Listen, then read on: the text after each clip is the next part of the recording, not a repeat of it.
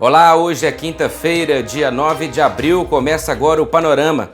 E na edição de hoje você vai ver os cuidados necessários para evitar os golpes de aplicativos em compras pela internet atualmente. Veja também o aumento dos riscos de queimaduras por causa da elevação da venda do álcool. Quais são os perigos da automedicação para a saúde? No Panorama pelo Mundo você vai saber como está a rotina em Ribeirão de São Domingos e ainda a experiência de uma família capixaba infectada pelo coronavírus. Tudo isso e muito mais você acompanha agora. O Panorama está no ar.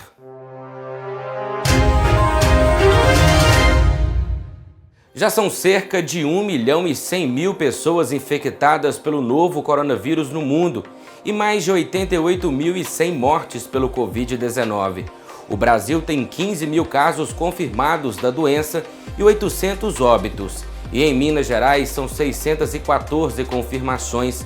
Em Caratinga, até o fechamento desta edição, havia 103 casos em investigação e 8 internações. O Ministério da Saúde já distribuiu mais de 53 milhões de equipamentos de proteção individual usados por profissionais da saúde que realizam atendimento dos pacientes infectados pelo coronavírus.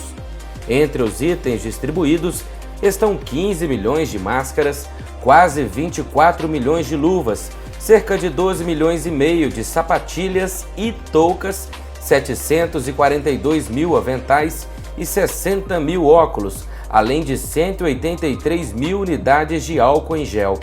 O objetivo é garantir a proteção dos profissionais da saúde. Um projeto de extensão dos alunos da área da saúde da Universidade Federal de Minas Gerais tira dúvidas online sobre o Covid-19.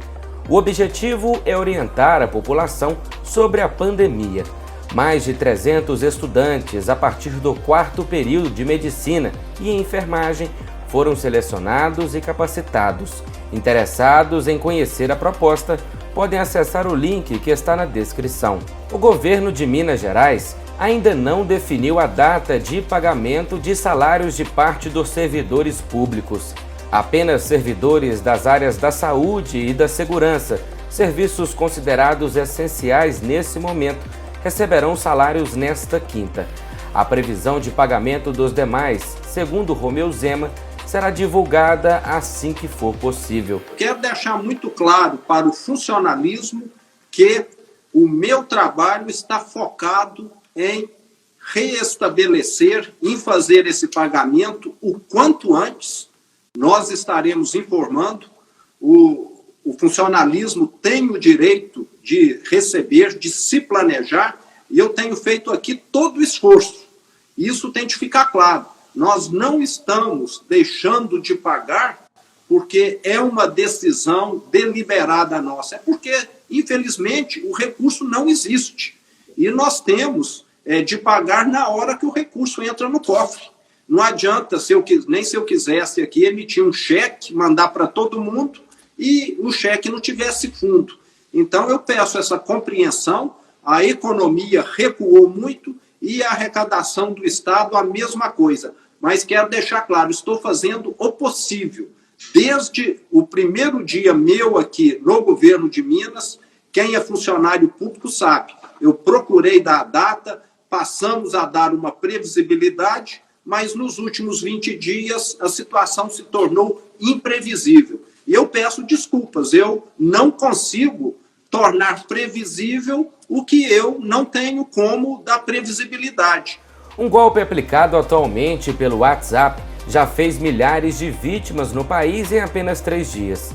Trata-se do golpe do ovo de Páscoa, onde criminosos têm espalhado links maliciosos que utilizam indevidamente o nome de empresas de chocolate, como a Nestlé e Cacau Show, para enganar com ofertas de ovos de Páscoa grátis. A suposta promoção contemplaria 5.000 participantes com ovos de chocolate entregues em casa. Os links maliciosos têm o objetivo de roubar dados pessoais e financeiros das vítimas ou levá-las a páginas falsas para visualizar publicidades excessivas. Com o aumento das vendas pela internet, atualmente os consumidores devem redobrar a atenção com as ofertas de produtos e serviços online. Conheça algumas dicas para evitar cair em armadilhas. A primeira dica é para que as pessoas evitem acessar sites que são enviados por e-mail, SMS ou até mesmo pelo WhatsApp. O consumidor deve pesquisar na internet e digitar no navegador o endereço eletrônico da loja. Caso o endereço venha sem o HTTPS, é outro indício de site falso. Também é preciso desconfiar de preços muito abaixo dos praticados pelo mercado e de ofertas exageradas, que normalmente servem de isca para que o consumidor caia em golpes. Caso opte realmente pela compra, é necessário verificar a segurança do site. Especialistas alertam que é preciso conferir se no site há um cadeado ou uma chave, ícones de segurança que geralmente ficam em algum dos cantos da página. O consumidor deve ainda dar preferências às compras feitas por cartão de crédito. A orientação que o PROCON passa para os consumidores é pesquisar, ver se realmente o site é verídico, é verdadeiro, né? Geralmente o site verdadeiro tem um cadeadinho na superfície dele, aí geralmente ele é verdadeiro. Uma importante ferramenta que tem para fazer essa verificação é o Reclame Aqui. No Reclame Aqui, eles vão pesquisar essa empresa para saber se ela realmente é verdadeira. Se tiver muitas reclamações, aí ele vai saber que não é. Então, desconfiar de oferta muito baixa, além do mercado, né? Geralmente está lá um produto, está vendendo muito baixo do que seria. Então, pode ser fraude. Geralmente é fraude, né? Então, ele não sair depositando, não passar dados para a pessoa, de documentos pessoais, não efetuar pagamento de boletos de terceiros. Normalmente, em épocas de grande volume de vendas pelo comércio eletrônico, é comum acontecer o atraso na entrega do produto, o que garante o cancelamento da compra e o recebimento do dinheiro de volta, caso seja esta a opção do comprador. Exija também a nota fiscal e confira se a loja possui endereço físico e se é conhecida no mercado. Quem fez a compra pela internet tem 7 dias para desistir dela, o chamado prazo de arrependimento previsto no Código de Defesa do Consumidor. Notando alguma irregularidade, se ele sentir que foi lesado ou que sofreu algum golpe na compra do produto, né, ele pode fazer uma ocorrência na Polícia Civil. Pode vir ao PROCON também para informar, que a gente também vai fazer alguma pesquisa e a gente até direciona ele para fazer a ocorrência. Essa ocorrência é uma maneira de se resguardar, porque se um dia eles pegarem os documentos dele, tiver passado documentação, eles podem abrir conta, fazer empréstimo, para comprar qualquer coisa no nome dessa pessoa. E com a ocorrência ele tem como provar isso.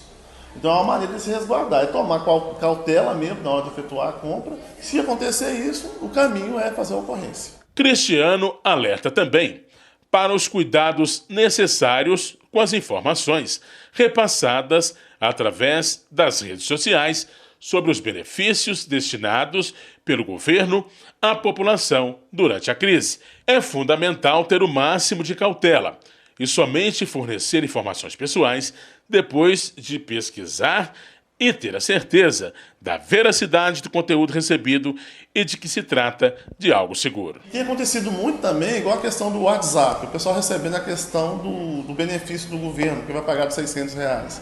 Até o presente momento não havia sido aprovado.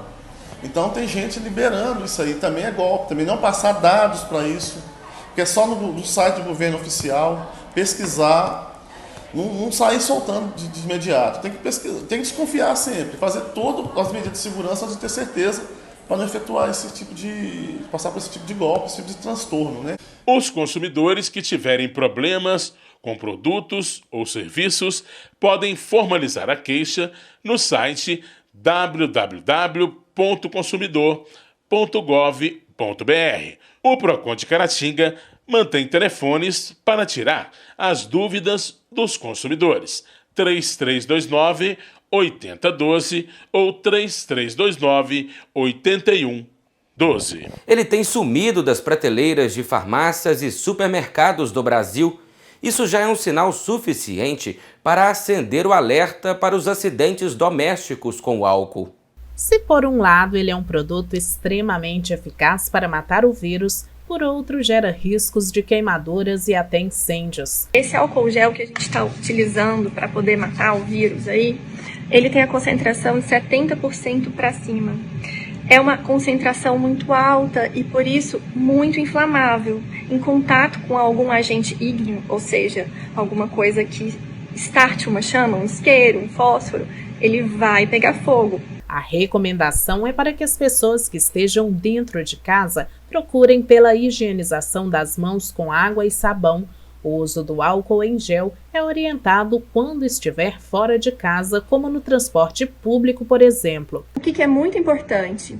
Álcool gel somente quando você não tiver água e sabão disponível. O álcool líquido é mais perigoso porque derrama mais fácil, pode se espalhar mais e propagar melhor as chamas, mas os dois oferecem riscos. Aqui, ó, eu tô com álcool gel 70% de concentração e eu vou mostrar pra vocês o que acontece. Coloco um pouquinho aqui e eu venho com uma chama. Coloquei essa chama no álcool. Aparentemente, a gente não consegue ver uma chama aqui. Mas quando você coloca o papel, olha isso. Tá pegando fogo, minha gente. Ou seja, esse álcool ele está inflamando e a chama dele não é visível. Higienizar as mãos com álcool pode provocar queimaduras caso a pessoa entre em contato logo em seguida com uma fonte de ignição, como o fogão, por exemplo. Há ainda o risco de acidente doméstico envolvendo eletrônicos, que neste caso é muito menor, pois só um curto-circuito poderia provocar queimaduras ou risco de incêndio. Um apelo que tem sido feito pelas autoridades é para se fazer a limpeza de casa com água sanitária no lugar do álcool líquido. Ambos são eficientes para eliminar não só o coronavírus, mas outros vírus e bactérias. Porém, a água sanitária não é inflamável. Imagina, você vai para a cozinha, cozinhar alguma coisa, você enche as suas mãos, seus braços de álcool gel e vai ali e acende aquela chama. Sua mão pode inflamar, pode pegar fogo. Então, há a possibilidade de acontecer muitos acidentes, então a gente tem que se atentar para utilizar da forma correta. Para evitar qualquer tipo de acidente doméstico, guardar o álcool em um local seguro é muito importante. Por isso, não deixar o produto na cozinha, próximo do fogão, do botijão de gás ou em um local de fácil acesso para as crianças e animais de estimação é o ideal. A embalagem também precisa estar bem fechada e íntegra para que não vaze vapor. Em caso de acidente com queimaduras, a orientação é procurar atendimento médico. De acordo com a Sociedade Brasileira de Dermatologia, o recomendado é fazer compressas frias no local afetado e evitar qualquer receita caseira, como aplicar pasta de dentes ou manteiga na queimadura.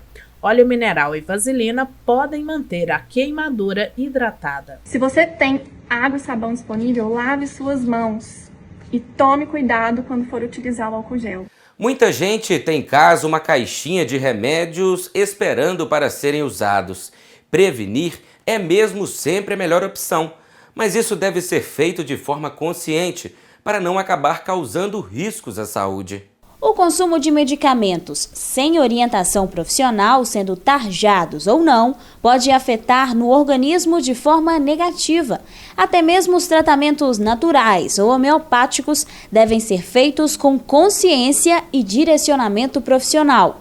De acordo com a Agência Nacional de Vigilância Sanitária, a Anvisa, a maioria das intoxicações registradas no Brasil são por causa de remédios. No país, a cada meia hora, um caso de intoxicação humana por medicamentos é notificado ao Sistema Nacional de Informações Toxicológicas, um dado que assusta e que pode ser causado por vários motivos. A professora Gisele é mestre em Ciências da Saúde e especialista em farmacologia clínica.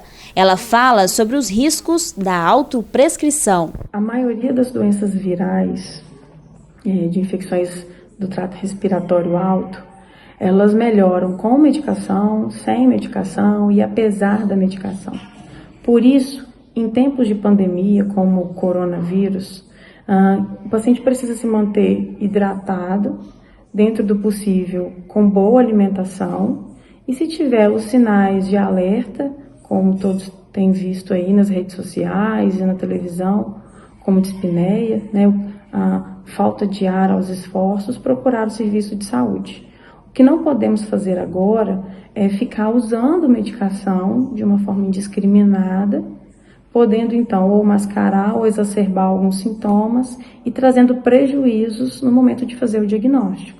Essa prática, que não fica restrita aos brasileiros, está cercada de sérios perigos. Muitos tratamentos feitos por conta própria podem alterar e até mesmo camuflar sintomas no corpo.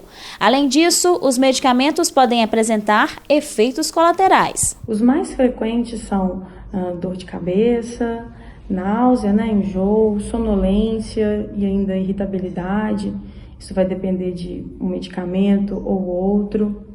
Alguns pacientes podem trazer farmacodermia, que é uma reação da droga na pele. A mais comum aí é o exantema. E nós precisamos prestar muita atenção, porque isso pode ser confundido com o sinal e sintoma.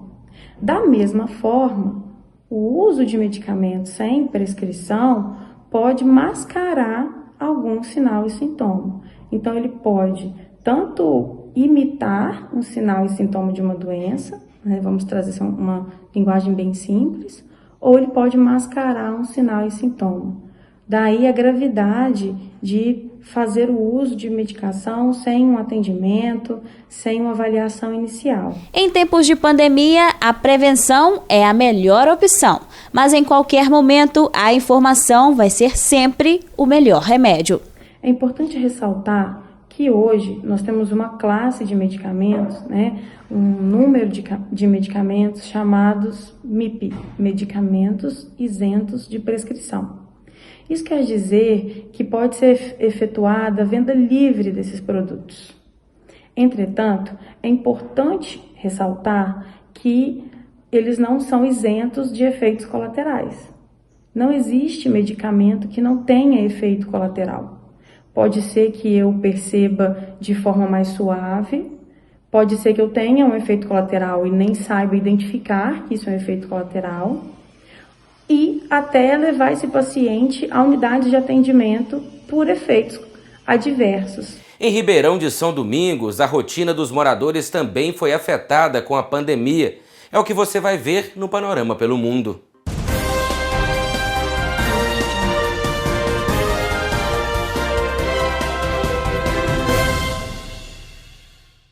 Sou Lindaura, moradora no distrito de Ribeirão de São Domingos, no município de Santa Margarida. Sou vice-diretora especialista da Escola Estadual do Ribeirão de São Domingos. Estou aqui nesse momento para falar um pouquinho para vocês sobre a situação do nosso distrito em relação a esse vírus, coronavírus. É uma situação muito delicada em que nós estamos vivendo, mas a nossa população já está consciente dos procedimentos a serem tomados. Todo mundo está resguardando em sua casa, saindo em necessidades e controlando a entrada e saída de pessoas dentro do nosso distrito. Mas vocês podem observarem aí a nossa cidade como está totalmente isolada, com poucos fluxos de carros e também poucas pessoas nas ruas. E tudo isso vai passar. É muito triste ver a nossa escola fechada, a igreja sem fiéis. Mas como diz Maria Santíssima, tudo passa e tudo vai passar. Confira agora a previsão do tempo para Caratinga e região. Para esta quinta-feira, a expectativa é de tempo chuvoso durante todo o dia e a noite. A mínima é 18 e a máxima esperada é de 23 graus. O Jornal Panorama conseguiu falar com uma jovem família do Espírito Santo que foi infectada pelo coronavírus.